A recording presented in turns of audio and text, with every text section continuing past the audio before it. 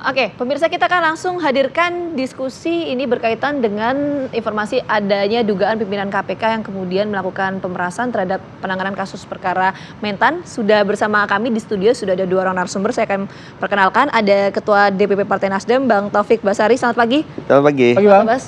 Sehat ya? Alhamdulillah. Alhamdulillah sehat. Oke, di sebelah Bang Taufik Basari juga ada Mas Yudi Purnomo Harahap, mantan penyidik KPK. Selamat pagi, Mas Yudi, ketemu lagi. Pagi, Mbak. Sehat ya? Pagi, Mas. Ya. Sebelum ngobrol sama Mas Yudi sama Bang Tobas, kita terlebih dahulu akan menyimak pernyataan dari Ketua KPK Firly Bahuri mengenai isu dugaan pemerasan pimpinan KPK terhadap Mentan. Berikut ini. Yang pertama, memang kita memahami tentang beberapa informasi yang beredar. Tentu saya ingin katakan bahwa apa yang menjadi isu sekarang, tentu kita juga harus pahami. Namun demikian, kita juga menyampaikan bahwa hal tersebut tidak benar dan tidak pernah dilakukan oleh pimpinan KPK. Kalaupun ada konfirmasi yang bertanya tadi kepada melalui WA, saya ingin katakan itu tidak benar. Supaya rekan-rekan tahu saja, beberapa waktu lalu saya cek dengan Mas Ali. Beberapa kali terjadi penyalahgunaan foto maupun picture yang mengatasnamakan, ada berapa kali mengatasnamakan pimpinan, menghubungi beberapa kepala daerah, bahkan menteri, bahkan anggota DPR RI pun pernah. Ya, saya tidak tahu siapa yang melakukan itu dengan meminta segala sesuatu. Pak Ali sudah pernah menyampaikan waktu itu. Yang berikutnya, kami juga ingin sampaikan bahwa sampai hari ini kita tidak akan pernah berhenti untuk melakukan pemberantasan korupsi itu. Yang berikutnya adalah tentu kita ingin menegakkan hukum ini sesuai dengan ketentuan peraturan perundang-undangan dan tentu kita tetap menegak hormati hak asasi manusia. Itu yang pertama. Yang kedua, saya juga ingin sampaikan kepada rekan-rekan semua, ada yang bertanya, ajudan saya itu hanya satu orang, namanya Kevin, tidak ada yang lain. Ya. Yang berikutnya, tentu saya ingin katakan juga kepada rekan-rekan semua, dan mungkin rekan-rekan mengikuti, bahwa untuk menjaga kesehatan dan kebugaran saya, memang saya sering melakukan olahraga bulu tangkis.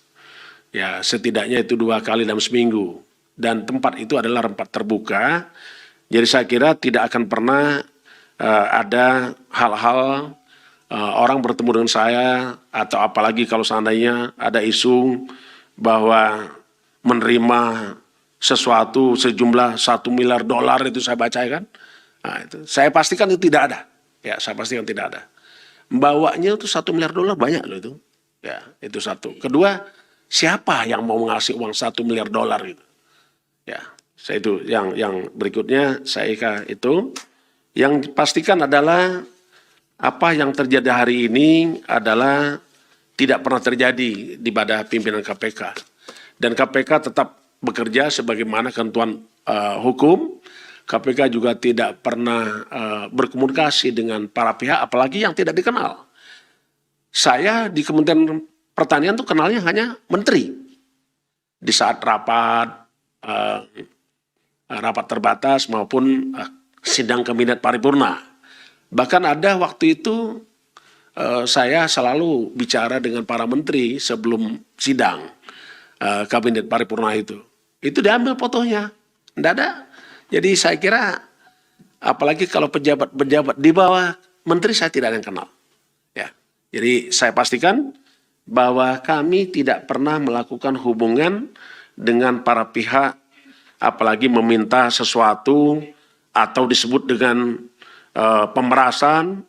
Saya yakin itu adalah tidak pernah dilakukan sesuai dengan yang dituduhkan. Saya kira itu.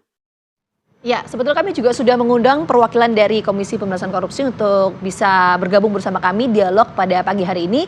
Tapi kemarin kita sudah coba untuk menghubungi, ya, betul. Namun yang bersangkutan merespon ya, Mbak ya? Belum merespon dan juga belum bisa ikut berdiskusi pagi hari ini bersama kami. Oke, jadi kita lanjutkan perbincangan kita bersama dengan dua orang narasumber. Meskipun tadi sudah dijelaskan juga ya oleh Ketua KPK Firly Bahuri. Saya mau ke Bang Tobas dulu. Kalau soal adanya isu pemerasan dilakukan oleh pimpinan KPK, Nasdem sudah sempat dengar isu itu belum sebelumnya? Ya, kita mendapatkan informasi itu ya, dan seperti apa yang disampaikan oleh Pak Surya Paloh, ya Partai Nasdem akan konsisten untuk menghormati proses penegakan hukum, baik proses penegakan hukum yang berjalan di KPK maupun juga proses penegakan hukum yang berjalan di kepolisian. Dan kita juga berharap sikap menghormati proses penegakan hukum ini juga ada di KPK dan juga ada di pihak kepolisian. Sama-sama lah, kita sama-sama menjaga negara hukum ini. Ya, ketika ini sedang berlangsung, nanti kita lihat saja prosesnya seperti apa. Oke. Kalau Bang Tobas dapat informasi juga tidak bahwa dugaan pemerasan itu dalam konteks apa?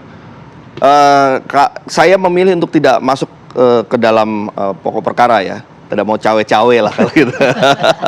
Nah, jadi biar ini kita serahkan kepada aparat penegak hukum ya untuk memprosesnya. Nanti tinggal kita lihat bagaimana perkembangannya. Ya tentunya kita dalam posisi yang menghormati proses ini. Oke, tapi agak susah juga karena sudah di-spill, sudah dapat infonya. Nah ini kan juga tentu kan jadi penasaran ya. Tapi artinya gini, tanggapan dari atau sikap dari Partai Nasdem berkaitan dengan ada isu ini yang muncul di publik, adanya dugaan pemerasan itu seperti apa? Itu dulu mungkin. Kalau misalnya nggak mau spill soal informasi dari siapa? Begini, ini kan informasi ini kan kita dapatkan dari Pak Syahrul Yassin Limpo ya. Dan beliau kemarin juga sudah diperiksa, memberikan keterangan di kepolisian terkait apa yang beliau ketahui, yang dialami dan sebagainya. Nah, ya dari situ tentu kita akan mendukung ya apa yang dilakukan oleh Pak Syahrul Yassin Limpo untuk juga mendukung proses penegakan hukum. Yang kedua, ya kita akan biarkan ini berjalan ya sesuai dengan koridor penegakan hukum yang ada dan sesuai dengan hukum acara yang kita miliki. Oke, kalau misalnya dalam konteks apa tadi dugaan pemerasan ya, saya ke Mas Yudi. Mas Yudi, Ya. rasa-rasanya nih ya Mas Yudi ya. Ya, Kok kita baru mendengar ya ada konteks dugaan meskipun masih Ya, dugaan. dugaan. Gitu ya. Pimpinan KPK yang memeras seseorang atau pihak tertentu gitu. Ini menyiratkan apa kalau Mas Yudi melihat, atau mungkin Mas Yudi juga punya info-info lebih valid lagi nih soal ini? ya pertama kan ketika tadi ada bantahan ya dari Ketua KPK, ya saya pikir membantah itu sah-sah saja gitu ya. Namun kan ini kan sudah masuk dalam proses peradilan, artinya masuk dalam sistem peradilan pidana di Indonesia yaitu penyelidikan. Artinya informasi ataupun dugaan mengenai adanya pemerasan itu bukan hoax ya. Apalagi kemarin Pak Syahrul Yassin Limpo juga diperiksa ya untuk ada informasi katanya ketiga kalinya, termasuk informasi ajudannya sudah, ya kan, kemudian supirnya sudah. Nah, bagi saya ya, sekarang yang perlu paling penting adalah pembuktiannya. Itu yang pertama. Kemudian yang kedua, terkait dengan bagaimana puncuk pimpinan di KPK, orang yang mempunyai kewenangan ya diduga melakukan pemerasan, ini tentu sangat berbahaya bagi arah pemberantasan korupsi kita. Kenapa? Karena pertama, bahwa kalau yang diperas kemudian ternyata dia benar korupsi, loh berarti dia bisa bebas dong nanti. Yang paling berbahaya yang kedua, kalau orang tidak korupsi, diada-adakan untuk korupsi supaya bisa diperas, gitu ya kan? Yang terjadi adalah kriminalisasi. Ya, kalau dia tidak mau menyerahkan sejumlah uang.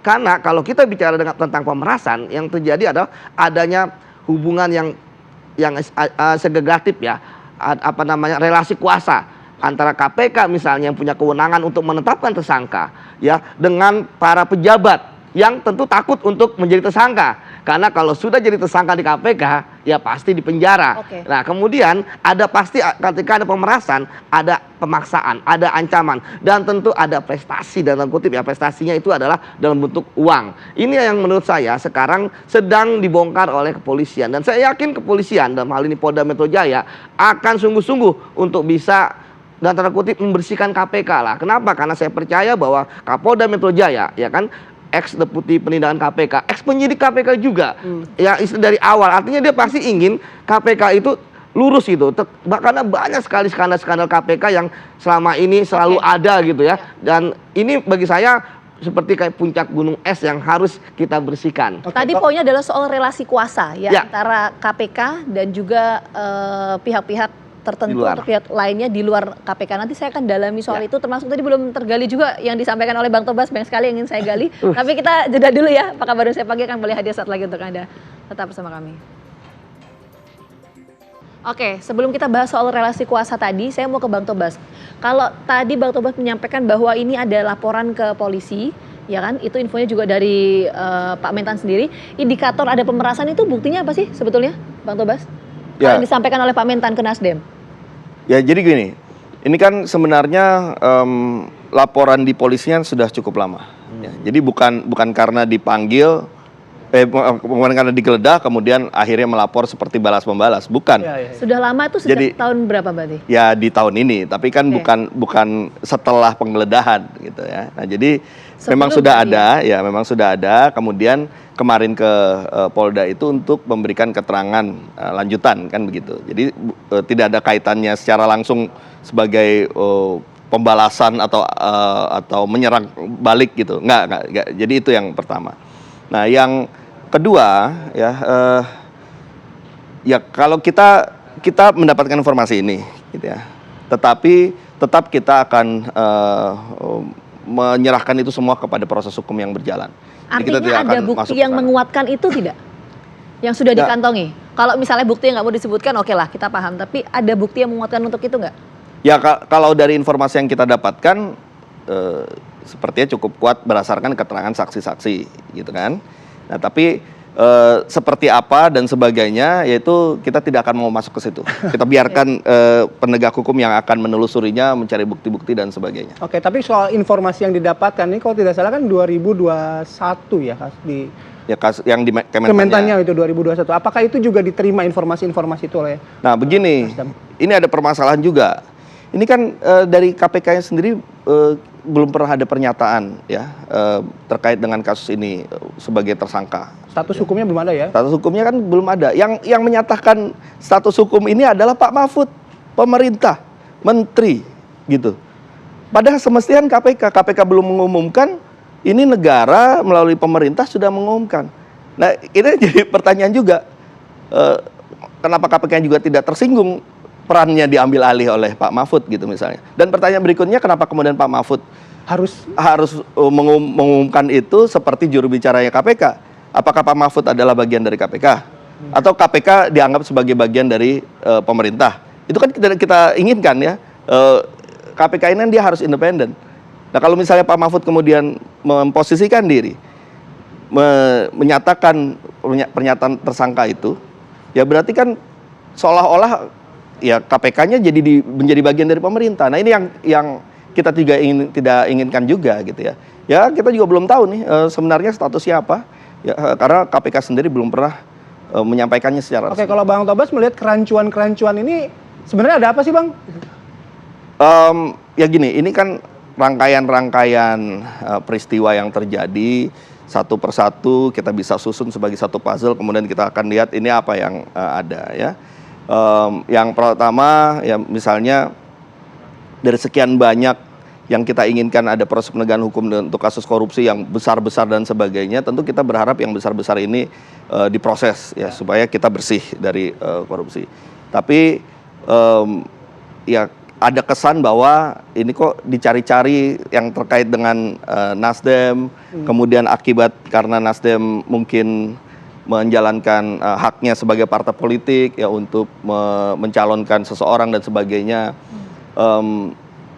Itu satu rangkaian tersendiri ya. Rangkaian yang lain ya tadi yang seperti saya sebutkan, kok ada cawe-cawe dari pemerintah terkait dengan proses yang dijalankan oleh KPK ini. Cawe-cawe dalam arti tadi menjelaskan kepada publik soal status gitu kan. Ya dan sebagainya. Ada beberapa rangkaian-rangkaian yang kita tentu akan mencermati ini ya untuk melihat ya ini seperti apa yang terjadi. Tapi tetap posisi Partai Nasdem ingin kita tegak sebagai negara hukum. Kita perbaiki ini kalau misalnya ada masalah-masalah. Karena begini, mau kita bicara apapun, misalnya saya menyerang gitu ya, kemudian menduga ABC, itu orang akan melihatnya, ini karena melakukan pembelaan diri saja, ya karena diperlakukan seperti itu kemudian membela diri. Artinya nggak ada, ya orang akan melihat seperti itu. Oleh karena itu kita akan serahkan kepada publik untuk menilainya dari rangkaian-rangkaian peristiwa yang ada terjadi kali Oke, ini. dan sekarang tetap menyerahkan ke penyelidik ya, Ya. semua proses hukum ini ya. Ya, biar nanti proses hukumnya berjalan dan publik pun juga akan bisa melihat dan menilai apa yang sebenarnya terjadi di negara kita pada saat ini. Oke. Mas Yudi, apa yang sebenarnya terjadi kalau misalnya seperti gini, melihat ya, menarik apa yang disampaikan Bang Tobas juga, kita juga sama-sama mendengar gitu Pak Mahfud kan menyampaikan status hukum terhadap Pak Sahrul. Sebenarnya kan memang kewenangan itu ada di KPK, kemudian disampaikan oleh pejabat negara. Ada apa gitu, Mas Yudi? Itulah yang akhirnya menjadi salah satu dari banyak kejanggalan-kejanggalan yang terjadi gitu ya. Namun saya melihat bahwa kebijakan pimpinan KPK untuk mengumumkan tersangka setelah ya ada pemanggilan kemudian ditahan gitu kan, itu kan artinya sudah sangat jauh dari ekspos, sudah sangat jauh dari sprindik terbit gitu ya. Karena setelah sprindik terbit kan tentu banyak kegiatan-kegiatan dilakukan kayak kemarin kan penggeledahan dan sebagainya. Akhirnya masyarakat bertanda tanya, benar nggak jadi tersangka? Ya kan, apalagi kemudian muncul adanya dugaan pemerasan, ya kan? Ini mau kapan mau diumumkan? Kalau dulu Mas ya, begitu sprindik sudah muncul, mungkin ada yang langsung diumumkan gitu ya, ada yang mungkin beberapa hari kemudian gitu ya. Karena kalau sekarang pun ya sebenarnya para tersangka itu sudah tahu mereka jadi tersangka. Karena apa? Setelah sprindik terbit ya, dalam waktu 7 hari ya, itu harus sudah diserahkan kepada mereka SPDP-nya. Jadi buat apa lagi ditunda-tunda? Penundaan-penundaan seperti inilah yang kemudian menjadi salah satu kegaduhannya kayak tadi orang lain yang mengumumkan ya. Artinya KPK ya, saya pikir sekarang mulailah ya harus sudah mulai berbenah gitu ya, bahwa ada loh celah-celah kebijakan mereka yang bisa disalah interpretasikan. Itu yang pertama. Kemudian yang kedua, bahwa terkait dengan kasus ini, pertama kasus korupsi tentu harus jalan terus ya. Nah, kemudian yang kedua ya kasus pemerasan juga harus diusut gitu. Dan yang paling saya suka adalah kasus pemerasannya ini ya. Ingat loh, kasus pemerasan ini adalah kasus korupsi. Karena pemerasan dimaksud adalah pemerasan dalam undang-undang tindak pidana korupsi. Jadi itu termasuk ranah korupsi. Bahwa ini dilakukan oleh kepolisian. Artinya memang kalau di KPK sendiri tidak akan sanggup. Kenapa? Karena yang diduga memeras adalah pimpinan mereka. Ya, tidak mungkin penyidik KPK ya kan melakukan investigasi terhadap pimpinannya sendiri. Ya kan? Seperti itu. Jadi ini sudah pas lah bahwa KPK silakan lanjut mengusut kasus korupsi di Kementan. Nah, kepolisian yang saat ini sudah masuk penyelidikan ya lanjut untuk melakukan proses hukum lainnya ya. Nah, seperti itu. Ini soal tadi itu menarik ya, tapi kita coba fokus dulu ke tema kita pagi hari ini soal pimpinan KPK diduga memeras Mentan tanda tanya ya. Kalau tadi kan Bang Tobas menyampaikan bahwa bukti yang dimiliki ini adalah keterangan dari sejumlah saksi. Nah, meskipun ini tidak bisa dijelaskan semua kasus, tapi kalau kita bicara konteks secara keseluruhan, dengan keterangan saksi itu apakah bisa menguatkan bukti? Nah, tadi yang saya sebutkan ya, bahwa kan harus memenuhi unsur-unsur. Nah, dari unsur-unsurnya itu kita bisa melihat yang paling kuat adalah keterangan saksi. Ketika ajudan diperiksa, ya kemudian ketika menterinya juga diperiksa, kemudian supirnya juga diperiksa, saya menganalisis konstruksi perkaranya adalah mereka mengetahui ya terkait dengan proses ya penyerahan uang gitu kan yang diduga hasil dari pemerasan pimpinan KPK. Karena mereka yang bisa menjelaskan di mana, kapan, bagaimana, siapa ya kan, kemudian berapa banyaknya. Karena kalau misalnya pemerasan dilakukan gitu kan, kalau tapi ternyata tidak ada deliverynya, tidak ada uang diserahkan, akan sangat sulit. Nah, ini kan berarti ada keyakinan, ya. Nah, ini yang kemudian harus dikejar. Apa yang dikejar? Follow the money. Ikuti kemana aliran uangnya. Bahwa diserahkan dari uang yang mana. Kemudian uang itu nanti mengalir kemana. Dan apakah langsung atau melalui kurir. Ya, karena kalau pengalaman saya menangani kasus korupsi, ya jarang orang menerima uang, para pejabat-pejabat negeri kita, itu mereka langsung terima duit. Pasti mereka melalui kurir-kurir, perantara-perantara. Seperti itu, Mas Bayu. Oke, kalau misalnya melihat dalam konstruksi lagi, dugaan memeras Mentan gitu. Ya. Apa yang bisa kita, atau Mas Yudi capture gitu ya, kira-kira ya, karena masih dugaan, kita juga harus bicaranya dugaan gitu. Dugaan. Motifnya? Ya, motifnya adalah uang. Apalagi? Dengan menghentikan kasus begitu, atau apa? Ya, tentu kan ketika orang menyerahkan uang, ya pasti ada hal yang dilakukan. Nggak mungkin dong tiba-tiba ada uang diserahkan kepada kita yang nggak punya kewenangan, gitu kan? Pasti ada kewenangan di situ gitu. Dan pasti ada harapan. Dan kalau ini pemerasan juga ada tekanan. Ya, itu yang tadi saya khawatirkan. Kalau isu ini, bukan isu ya, karena udah penyelidikan. Kalau kasus ini tidak tuntas, ya, masyarakat akan ragu mengenai proses hukum yang ada di KPK. Kenapa? Oh, apa benar dia bersalah, ya kan? Ya. Apa benar dia, kok dia itu kita diduga korupsi kok aman, ya kan? Tidak dipanggil misalnya. Akhirnya banyak dugaan-dugaan masyarakat. Akhirnya kepercayaan publik kepada KPK semakin menurun dan tentu kita nggak ingin ini terjadi. Oke. Seperti itu. Oke, terakhir ke Bang Tobas tadi, mungkin sikap Anda sebagai politisi Nasdem dari parpol gitu. Ada instruksi khusus atau mungkin kebijakan strategi ya? Kita lihat kan kasusnya bukan seolah-olah ada penggeledahan, kemudian ada isu yang menyangkut salah satu kader. Mau diapain dengan kondisi seperti ini? Terutama masuk tahun politik nih, kita nggak bisa melepaskan itu juga. Ya, tentunya kita tetap gini, yang paling penting buat kita adalah kepada publik, ya, pertanggungjawaban kita kepada publik. Ya. Ada kader kita yang kemudian tersangkut kasus hukum, ya, kita menghormati penegakan hukumnya. Yang kedua, ada peristiwa-peristiwa yang tadi saya katakan cukup janggal, ya, yang kalau kita rangkai sedemikian rupa itu akan mengganggu negara hukum kita, mengganggu independensi penegakan hukum, mengganggu independensi KPK. Ya, nah karena itulah maka sebagai partai politik kita juga punya tugas untuk punya kerangka besarnya itu menjaga negara hukum.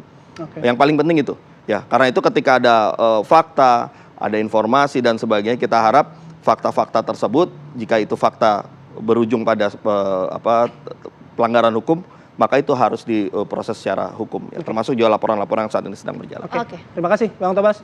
Mas Yudi, terima kasih. Mas Yudi, terima kasih. Sekali lagi kami ingin menyampaikan bahwa kami juga sudah mencoba mengundang perwakilan KPK ya sejak kemarin untuk hadir dalam diskusi pagi hari ini, tapi pihak KPK juga belum merespon untuk hadir pada diskusi pagi hari ini.